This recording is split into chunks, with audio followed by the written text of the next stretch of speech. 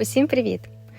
Панкейки – це невеликі американські млинці, але по формі і розміру вони швидше нагадують наші оладки.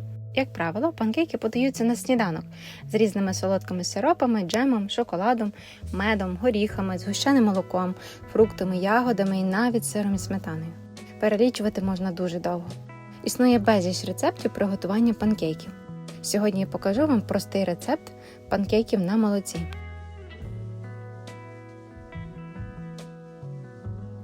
Для початку 3 яйця розділяю на жовтки і білки. Посудина для білків обов'язково має бути сухою, інакше вони не зіб'ються. Кладу їх у холодильник, а поки працюю жовтками. До них додаю 4-5 столових ложок цукру і взбиваю. Жовтки мають посвітліти і збільшитися в об'ємі. Сюди вливаю 350 мл молока кімнатної температури. Я трошки прогріла його у мікрохвильовці. Перемішую спочатку вінчиком усе, а потім збиваю до ось такої піни. Даю 250 г порційного борошна і перемішую.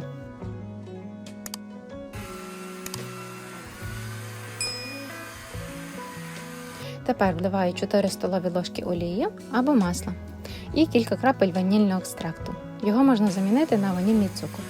Тоді на початку треба трішки зменшити кількість цукру. Знову все перемішую. Ось таким густим має вийти тісто. Наче згущене молоко, правда? Тепер білки. Даю сюди дрібку солі і збиваю до стійкості.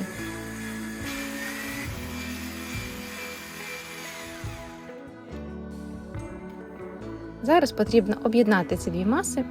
Для цього збиті білки в кілька етапів я додаю до молочної суміші. Не перемішую їх, звичайно, а ось такими рухами, наче вливаю ополонником.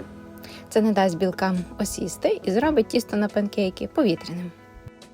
Прийшов час для випікання панкейків. Смажаться панкейки на сухій сковороді, без додавання масла чи олії. А це вже плюс для них. Виливаю потрібну кількість панкейків. У мене велика сковорідка діаметром 28 см. Сюди мені поміщається 3 панкейки середнього розміру.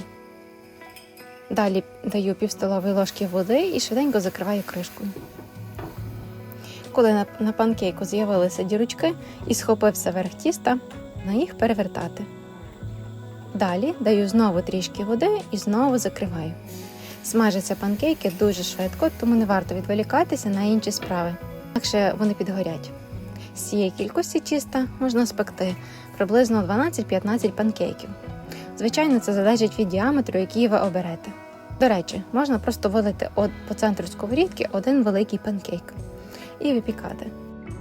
Ось вони, ідеальні для сніданку – панкейки. Це щось ніби середнє між млинцями і оладками. Вони пишні і пористі всередині. Я не мала інших фруктів, тому порізала просто яблука. Але це як доповнення смаку. А ще я взяла м'яту. Обов'язково спробуйте всередину у панкейк загорнути листочок м'яти, набрати трішки джему, якийсь фрукт і це разом об'єднати у роті. Це щось особливе. Краще їсти панкейки відразу, поки вони ще теплі. Я полила свої панкейки джемом з айви. До речі, рецепт приготування цього варення я залишу під відео. Також угорі тут є посилання. Тож готуйте собі швиденько каву чи улюблений чай і приєднуйтесь до мене у дегустації. Сподіваюся, вам сподобався цей рецепт. Готуйте і діліться враженнями. Смачного!